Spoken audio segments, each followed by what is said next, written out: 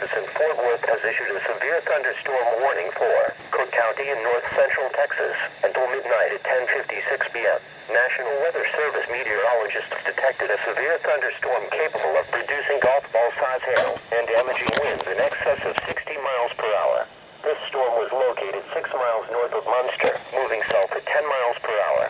The severe thunderstorm will be near Munster and Lindsay around 11:25 p.m. Report severe weather to the nearest law enforcement agency for relay to the National Weather Service Forecast Office in Fort Worth.